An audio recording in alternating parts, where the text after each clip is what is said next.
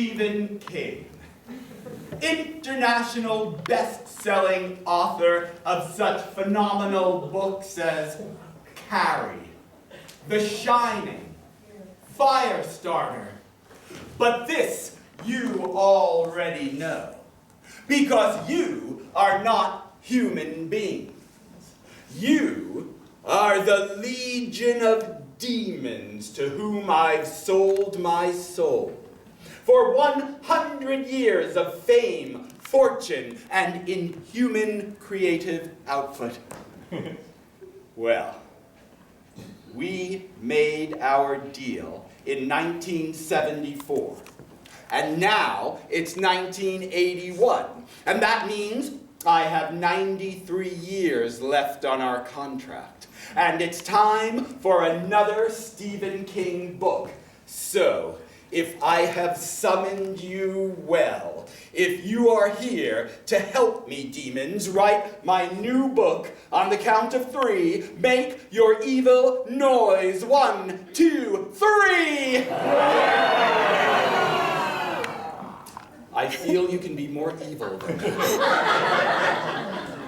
On the count of 3, demons, I really need to know you're here for me. 1, 2, 3! Yes. Well, thank you. I'm ready, and so are you. You know how it works. I will write the book, and whenever I need a moment of inspiration, I'll turn to you for one of your brilliant ideas. Let's just warm ourselves up. For example, on the count of 3, shout out a frightening place where a ghost story might be set. 1, 2, 3! Yes. I will set it in all of those places. I can because my books are 1,800 pages long. So we can go to all of those places. On the count of 3, shout out an object that is possessed by a malevolent spirit. 1, 2, 3! Yes, and now we need great dialogue from time to time. On the count of 3, she walks into the room. She sees the ghost. What does she scream out? 1, 2, 3! Yes, inspired. And I spell that A-A-A-A-A-G-H exclamation point. All right. It seems like we are ready. Well then, what is the first thing we need? Of course, it is a cast of terrified characters!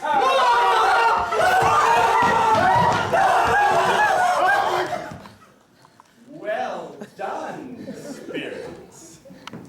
Now, our main character is a writer, of course, but this writer is still building their career and has a day job. What is their day job? 1, 2, 3! Plumber! What was that? Plumber. A plumber, yes. This character here has a secret that they will not reveal in the opening scene. What is their secret? 1, 2, 3!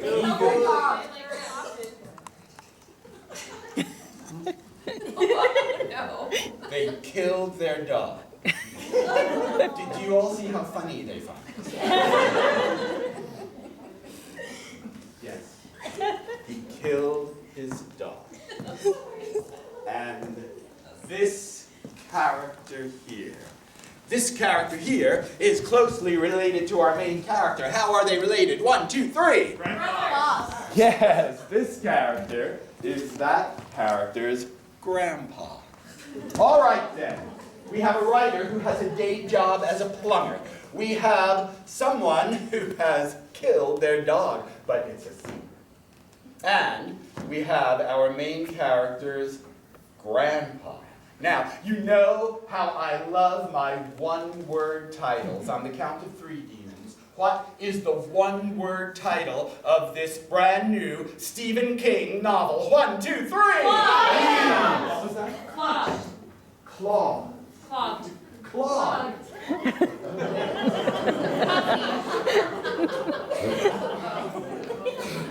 Clogged.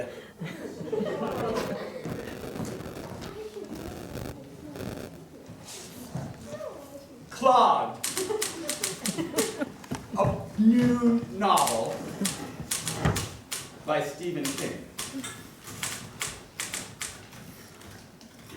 You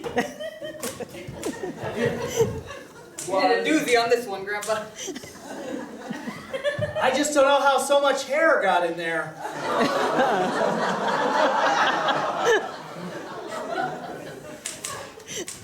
I don't usually see the human toilet so clogged up with hairballs that would have gone through the system like that. It's usually more of a cat thing, but Well, impressive. I did have Indian food last night.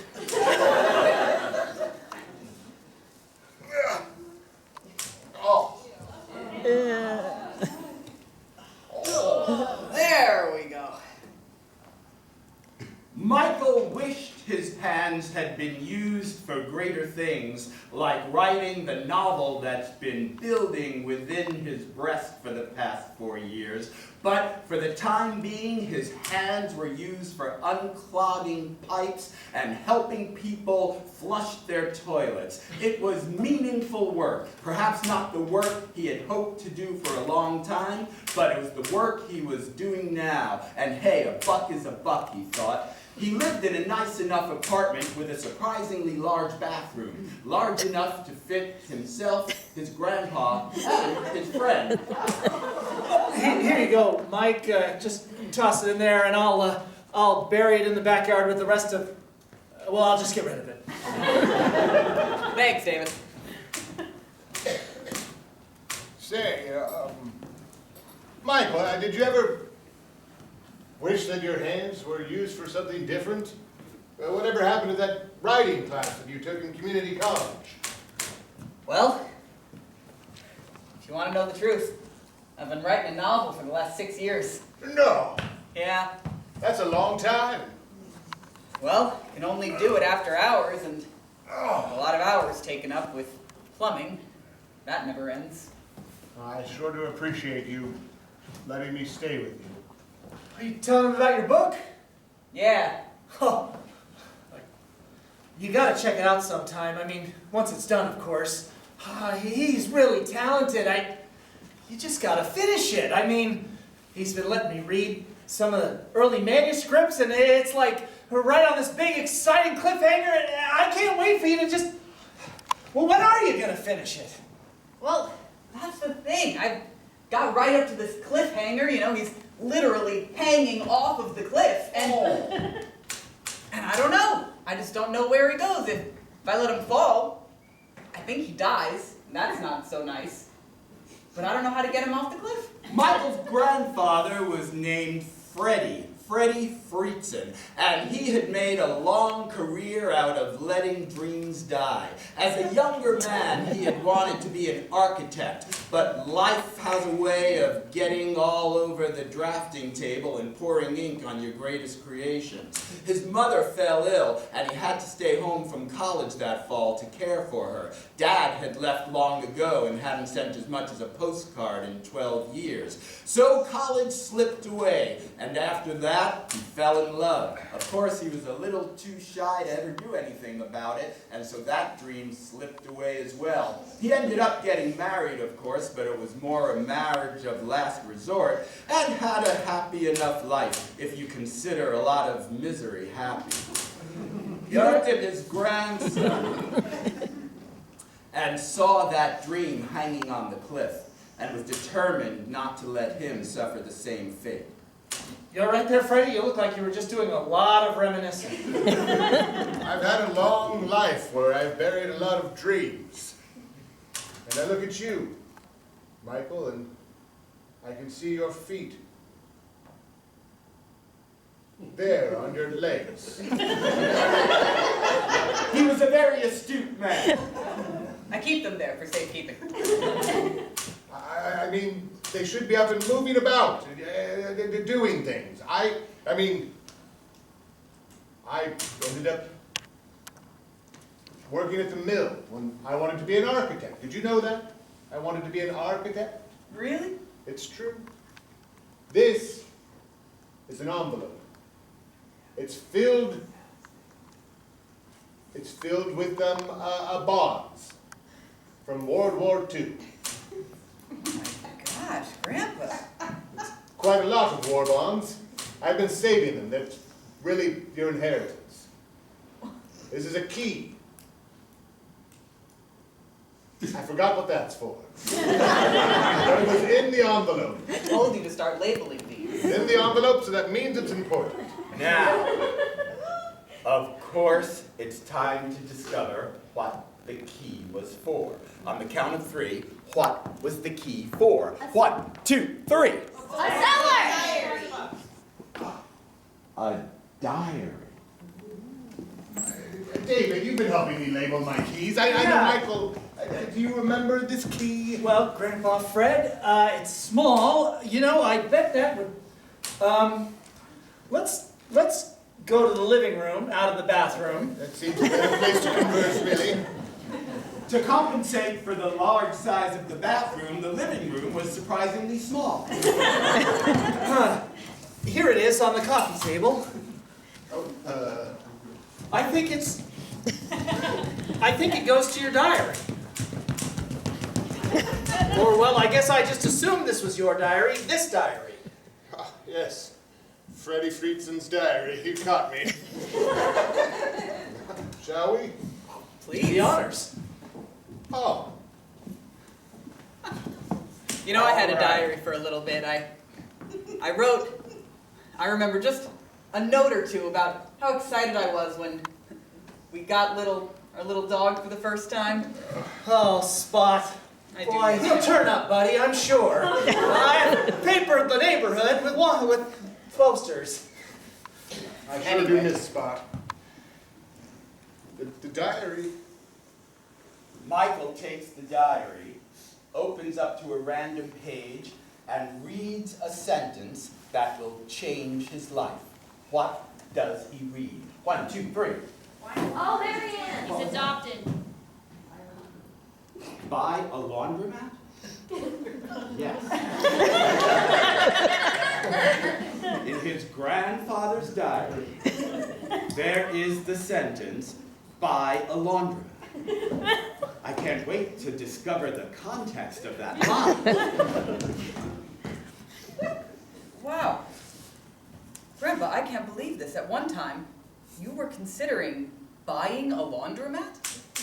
Oh, of course. Laundromats are an incredible investment. There's practically no overhead, and you just go in and collect quarters every Tuesday. That instinct must be genetic. I've been thinking about that for months. The idea if I could just find a business that could make me some money without spending so much mental time on it, and a laundromat was perfect. And this just seems like a sign that now's the time. This is an astounding coincidence. I have a great aunt. She lives in a little town called Decker, Maine. Decker, Maine!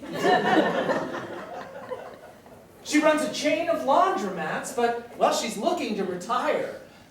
I bet, well, she'd let us watch over one for a little bit, and, I mean, with your plumbing skills, you'd be a natural. Well, forget watch over one. With these bonds, we could buy it right out. You're right. I think maybe you could finally get to writing. A change of scenery could help unclog your mind. I've been looking to get out of town, lay low. I can't believe how perfect this is. This is going to change everything for me. Now, it's not quite time to reveal that he killed the dog, but it would be good to know why he killed the dog, so I can get that into the subtext as I'm writing. On the count of 3, why did he kill the dog? 1, 2, 3. It was a psychopath. What? A psychopath. Because he's a psychopath. Sometimes the answer is so plain. Yes, he's a freaking psychopath. You're such a thoughtful and emotionally sensitive person. I can't wait to do this with you. I definitely have empathy. I've always thought that of you. You know, why don't you two go, and I'll hold down the forge and keep the flyers up for Spot. Make sure that his bed is nice and warm when he finally comes home. Don't hold your breath. I say we leave tomorrow, first thing. Oh, just think of it. I mean, I've never been there before, but there are literal cliffs. I mean, what better to inspire you to finish your book? And think of all the woodlands filled with tiny, helpless creatures. Yeah. I'm gonna go pack. Right now. Wow. Thanks, Papa. You're welcome. You know, you've always been like a son to me. I'll look out for him. I promise I will. You helped me when my bank account was mysteriously depleting. You kept it safe for me, and I gave you all of my password information, including my social security card and my birth certificate. Safe and sound. That's the kind of stand-up guy you are, David. You can trust me. Chapter 2. Now, Bangor, Maine, just next to Decker, was a timber town, and Portland, Maine, of course, was a marina town. Boats were its lifeblood, but Decker was a laundry town. The laundromat had 7 washers and 6 dryers, and on the particular day when Michael rode into town, it was bustling as it always is on a Sunday.